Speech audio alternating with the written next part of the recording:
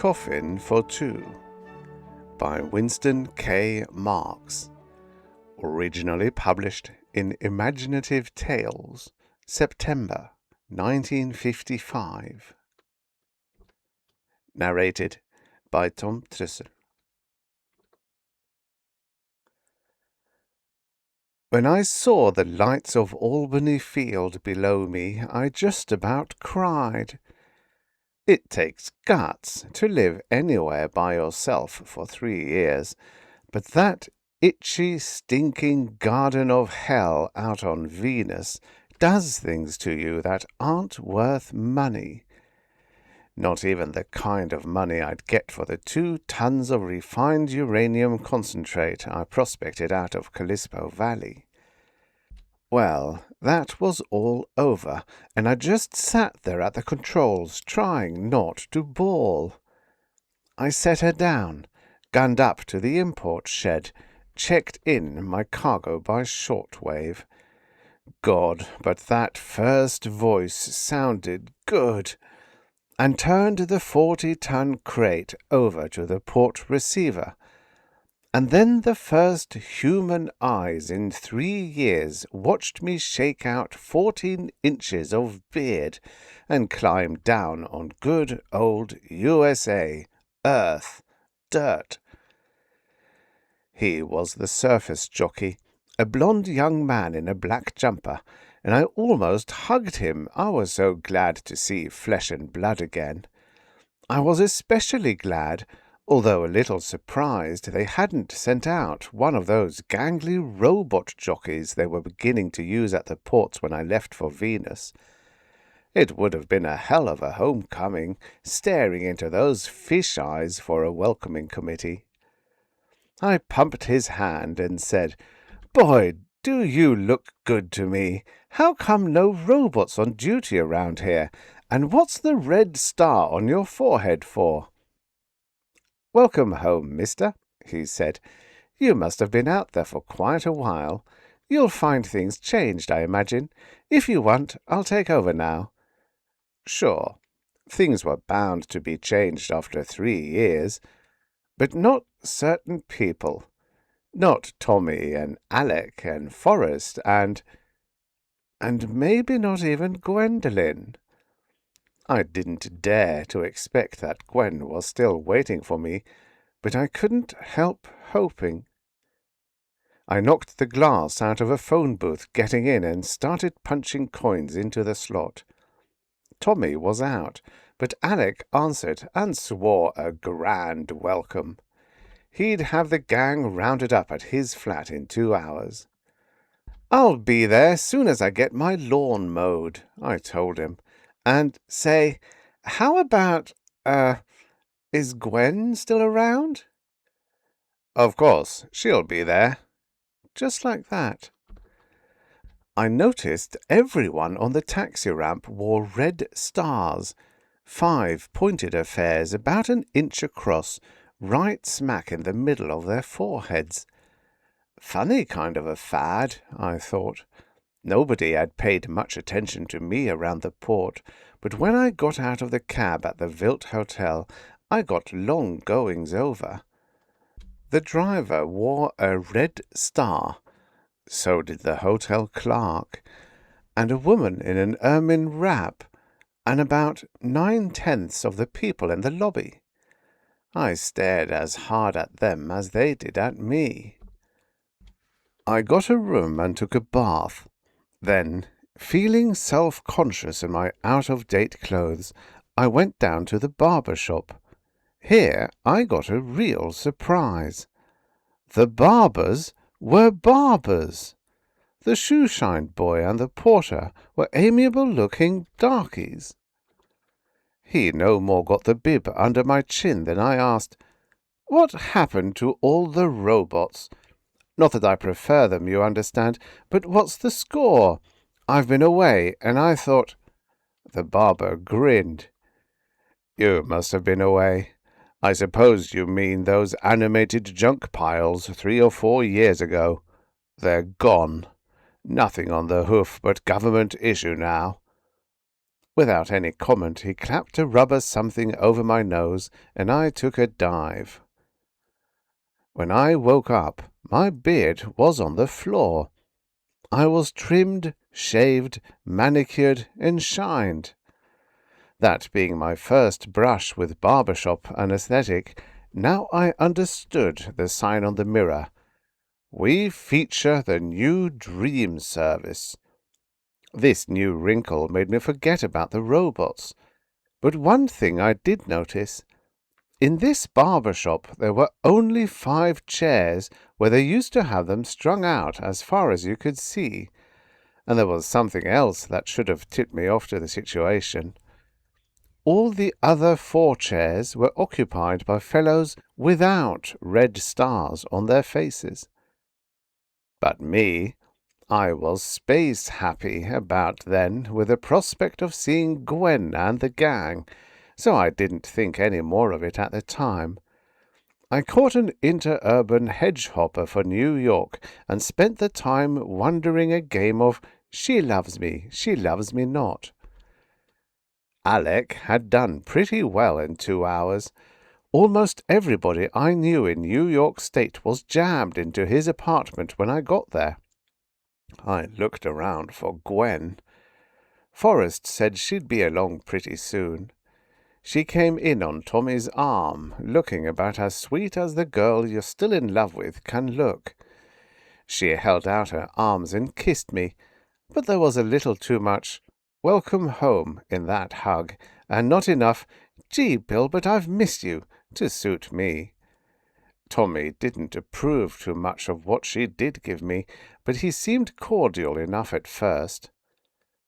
So things were like that. Old pal, old gal, and absence makes the heart go wonder. Gwen wasn't wearing a diamond, so I said to myself, nuts. Tommy's a nice guy, but he wasted too much time. After a while, I got her alone out on Alec's little balcony. It developed that Tommy had made more headway than I figured.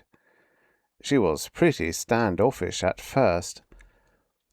I was just beginning to get somewhere when the door jerked open behind us.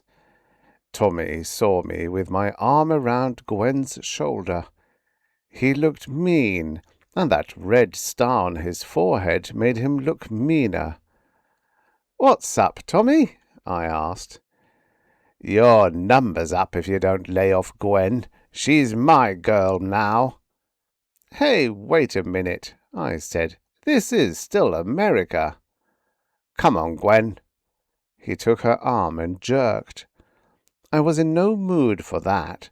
I lined out a left jab across his bow. Somehow a fist got in my way. It was Tommy's fist, and I could feel a couple of bones in my hand crack when our knuckles met. He said, "Go away," giving me a little shove that almost dumped me over the railing for a 6-story glide. By the time I got untangled, Tommy had towed Gwen out of the flat. I went back to the party almost as mad as I was curious. I collared Alec and asked him, "Since when did Tommy become an Iron Man? I used to toss him around like a sparrow. And incidentally, what's all this red star business? It looks pretty silly to me." Alec looked at me kind of funny. "You don't know what the red star signifies?" I shook my head, and he frowned.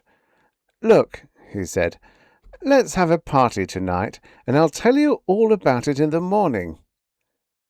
That was all right with me. This crowded flat was getting on my nerves, so I invited the whole mob into a fleet of cabs and went searching for some nightlife. We were barely out in the lights when a snubby little vehicle whammed out of a side pass and just about pulverized our lead cab. "Oh, that's too bad," Alex said. "I think Forrest and Kelly were in that one. They'll hate to miss this party. "Too bad?" I shouted. "My God, is that all it is when a couple of your buddies get ground into a pudding? Look at that mess!" That's all our driver did, was to glance at the two smoking, half-fused lumps of machinery, then swing out around them and back into traffic. Alec caught my arm. "Take it easy, Bill. They're not hurt. That's all part of this new setup. I guess I'd better tell you now." I guessed he better had.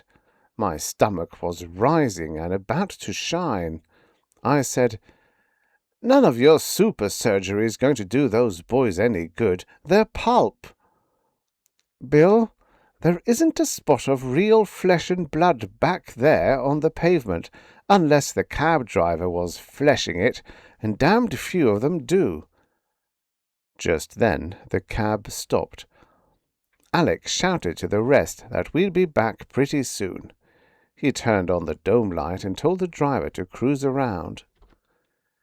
Tapping his red star solemnly, he said, "Bill, have you ever thought about not dying? Ever?" He stuck out a bare hand. He cramped his fingers, wiggled them, pressed each against his thumb, then grabbed my hand and gave it a squeeze. It felt warm and human until he put the pressure on. I got the sensation of being caught in a hydraulic vise. There was inhuman power in those slender fingers. "Jab it and it'll jump. Cut it and it'll bleed. Freeze it and it would rot off you if you didn't replace it. It's 50% stronger and reacts with greater sensitivity and coordination than the hand I was born with." I didn't understand yet, but I was getting disgusted already. Alec said, "Now keep your mind open a minute. Bill, here, I'll show you some more." He bared the right half of his upper torso. Touching a spot in his armpit, he laid open a flap of skin over his right breast. In a 4-inch cubic cavity snuggled a red rubber lump with two tubular outlets that buried their opposite ends in his body. "That's the power pickup. The sympathetic mechanism is in the skull." I watched him rearrange his clothing. I said, "So the red star signifies a robot? So I've been on a party with a bunch of pretty synthetics? Okay, Mr. Rubber Liver, now tell me what happened to Alec. Where is he?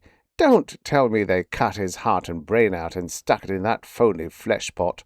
I don't believe it, and if you don't tell me where Alec is, I'll scramble your cogs." What I had been calling Alec laughed, nervously and realistically. "You give me the same chills we all had when we first tried these proxies out. It does seem a bit ghastly at first, but it's all so perfect that you can't argue it down. Bill, I'm in two places at once. Right now, my real body is back at my apartment in an indestructible— well, you won't like the word, but we call them coffins." "Oh, very well. Don't believe me. I'll show you, by heaven." We drove back to his apartment. I was so befuddled it didn't even seem strange when he told me to wait beside him while he stretched out full length in front of a closed door leading out of his kitchenette. He relaxed and then sagged even more until he was motionless at my feet. The door clicked an inch ajar behind me. Alec's voice yelled out, "From the room!" "Wait a minute, Bill." I wasn't waiting. I was finding out. I kicked the door open and found myself in a 5-by-8 cell with just enough room for the narrow door to swing in and miss a sure enough coffin. Only it was transparent, and the body in it was just lying down, making itself comfortable. A white arm was reaching up to close the lid when the head turned and saw me. It was Alec, all right, naked and looking kind of annoyed. "Damn it, Bill, I told you." "Well, it's no longer sterile in here, so come in." He shoved back the lid, got out and took a robe off a hook. "Are you convinced now?" He grinned and stuck out his hand. I was convinced, but I wasn't happy about it. "Yeah, I suppose so," I admitted. "But now that I'm here, how does it work?" He put on the robe and reached down inside the coffin. "These two levers control the whole business. This one," he pressed it, "cuts in the proxy. When my head is between those electrode plates, I'm in perfect rapport. Watch." He bent into the coffin. I heard a shuffle on the kitchen floor, and in walked another Alec. I looked from one to the other. It wasn't a healthy sensation. I said, "Cut it out. One of you guys is enough at a time." The proxy lay down carefully, and Alec withdrew his head. "This other lever controls the lamps and the gas." He moved it, and the glass box filled with a smoky blue light from tubes that ran the length of the inside edges. "That fog is an organic gas that seeps in at a specific rate. It's mixed with oxygen, and when you inhale it, your lungs absorb it directly into the bloodstream. In the presence of this ultraviolet H-light, your body can utilize the stuff by photosynthesis. A shot of synthetic porphyrins once a month keeps up an abnormal sensitivity to light, and your bloodstream manufactures enough carbohydrates to supply the minimum energy you use up lying prone and in your hour's exercise a day." "Exercise?" "Of course. There would be general atrophy of the whole body if you didn't flex your muscles once in a while. This short-wave light keeps your organs toned up and inhibits infection. The whole room is sterilized once a day or whenever the door is opened. The door, incidentally, locks only on the inside." "What," I asked, "would happen if I lay down in there?" "Nothing. You'll have to have your own proxy molded and synchronized. They're one-man affairs." "Whatever made you think I'd have one of those blasted things around impersonating me?" I grouched. "Hell, you're impossible. Get out of here. I'm going to sterilize this room." I slammed out of the apartment before Alex's proxy came to life. The next morning I got Gwen on the phone. She was still a little cool, but she apologized. "It wasn't fair for Tommy to push you around while you were fleshing it. If you reported him, he'd stand a stiff fine." "He'll stand a carbon knock in his carburetor if he crosses me again," I promised her. "How about you and me at the Vilt Ballroom tonight? In the flesh," I added. There was a little silence. "You don't understand, Bill. We don't flesh it unless something serious happens to our proxies, and then only until they're repaired. Besides, you'd better stay away from me until your proxy is completed. Tommy has taken certain proprietary rights in me these days, and he's terribly jealous." In my Sunday vocabulary, I told her what the Government Health Bureau could do with their proxies. She took this as a reflection upon herself, which it more or less was, I guess. Anyway, she hung up on me. The first thing, I decided, was to teach Tommy the open-door policy. I didn't want him butting in when I got in the swing with Gwen. I found his proxy at his office behind a lucite door labelled Assistant Traffic Manager, Stratus 5. "Tommy," I said, "for the sake of old times, I won't pop you, but get this straight. Next time you shove that plastic nose into my business, your proxy'll be crying for a proxy.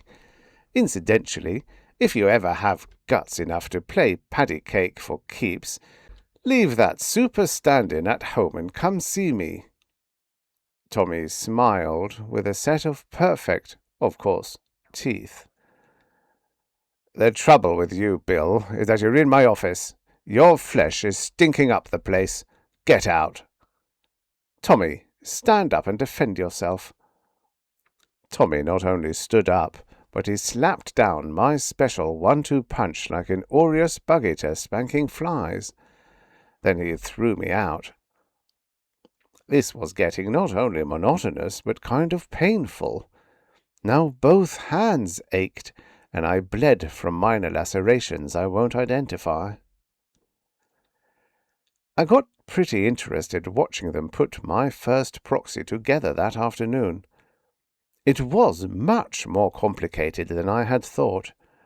Only the skeletal structure was inanimate when brought into short-wave rapport. There was a heart and a regular bloodstream. They explained that a nervous system operates under more influences than afferent and efferent-controlled impulses, and in order to give sensation and emotional reaction, they had to include synthetic glands to release real secretions like adrenaline. Hence, they needed a bloodstream which distributed the various juices and produced authentic reactions and adjustments to the emotional stimuli of the real body and the environmental conditions of the proxy. It wasn't a bad experience at all. They even warmed the mud for the moulage cast, and it felt kind of good mushing around in it until I got told to lie still. The first proof of the matrix showed every mole and hair on me, even the tiny insect scars I collected on Venus. I was sitting there admiring the finished product. It's a funny sensation getting the first good look at the back of your neck, when a guy stepped up with a short-handled hammer and potted my poor proxy on the forehead.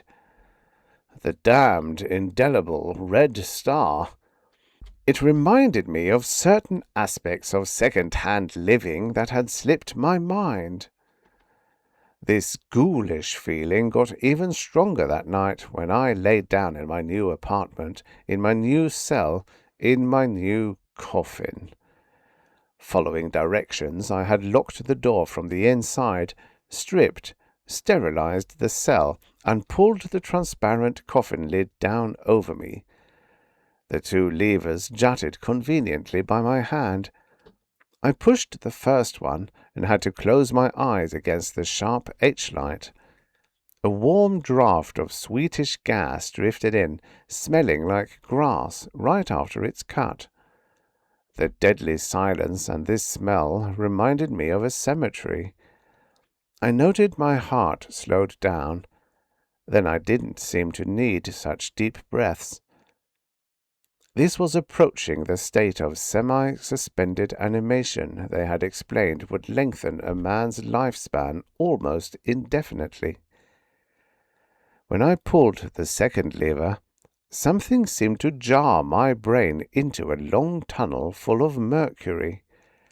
At one end was this coffin affair and my earthly clay.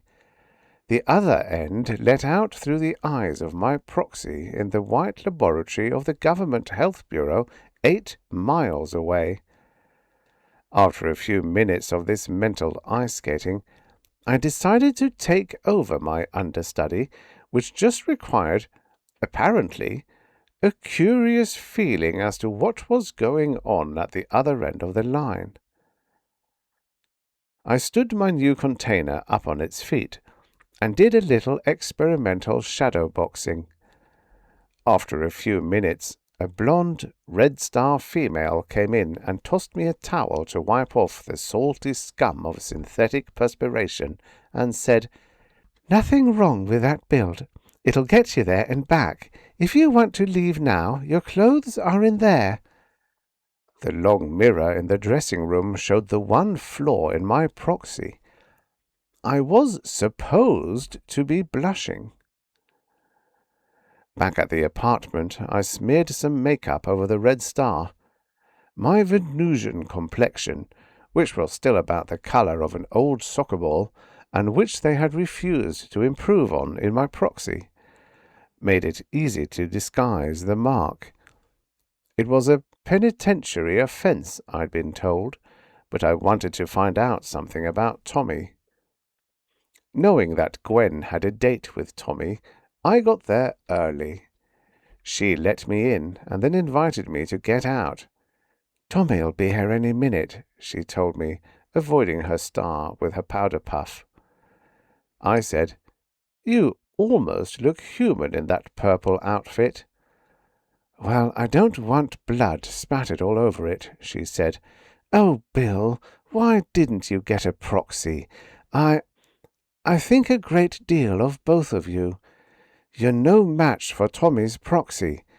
Tommy will kill you, then he'll be executed, then I'll throw away my proxy and let myself dry up to be an old maid."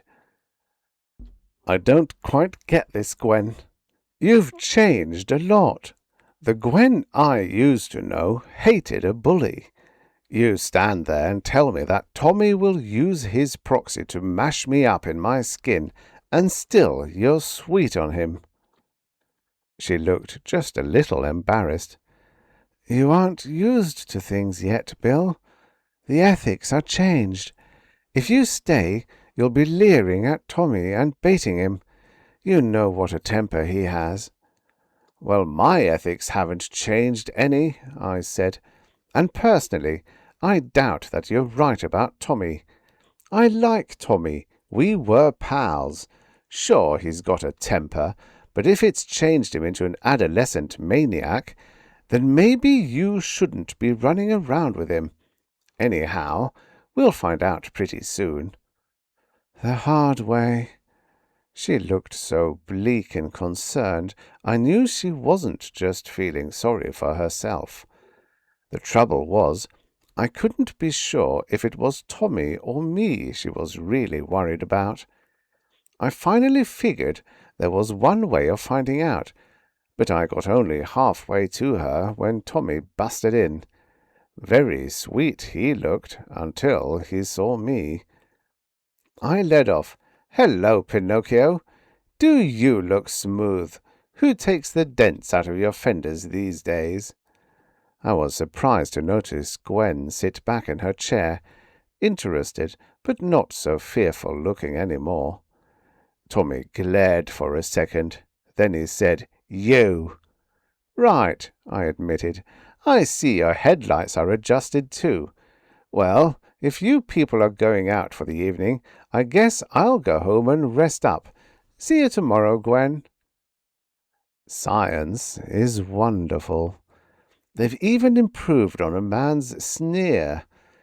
Tommy's lips twisted into something like what a pretzel maker would dream about. Deep down in his rubber throat, he said, "This is what you asked for."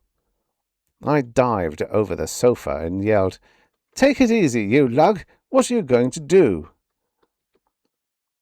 I let him catch me the third time around the sofa. He knocked down the few feeble cracks I took at him. Then he got a hold of my throat.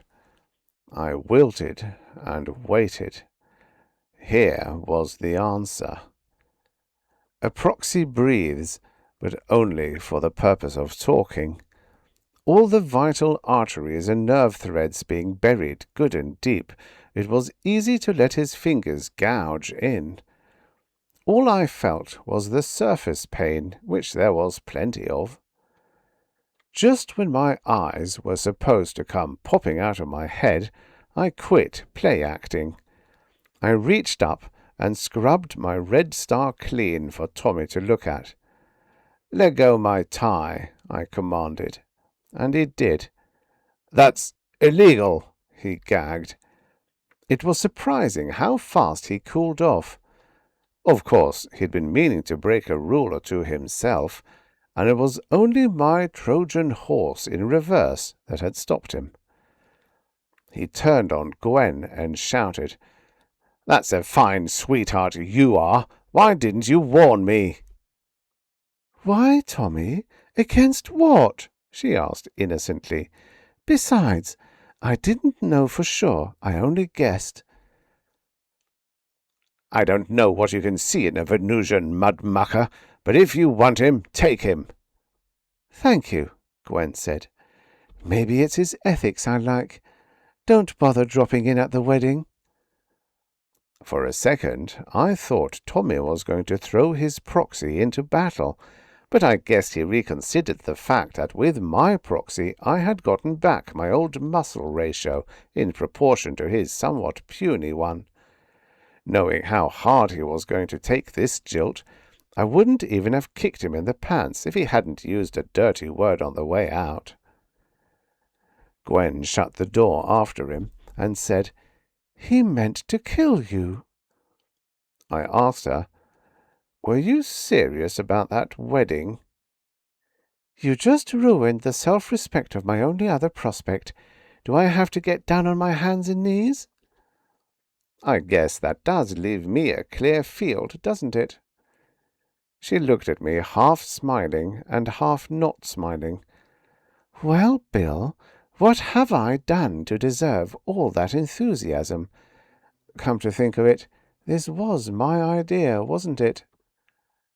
Right here, I was supposed to say something and put it all right, but the something wouldn't come. Gwen came over and turned up her face. If those had been her real eyes, they'd have had tears in them. She said, "It looks like I stuck my neck out. Maybe I'll learn not to take a proxy for granted." "That's just it," I managed to say. "I really wanted to marry you 3 years ago, and I still feel that way about the real you. But I just can't get feeling like that about a rubber doll, even if it does look like you." "Oh," she said, and looked down so I couldn't see her face. "Look, Gwen," I hesitated. Then I blurted out, "How do these proxy people go about getting married?" "Same as always. Hunt up a minister and take the vows." "And then what?" I insisted, and at that instant I made a discovery. Lady proxies can blush. "And then you go out and buy a coffin for 2, she murmured into my mangled necktie. The end. To help save more of the forgotten stories of futures past, visit storiesoffuturespast.substack.com/about.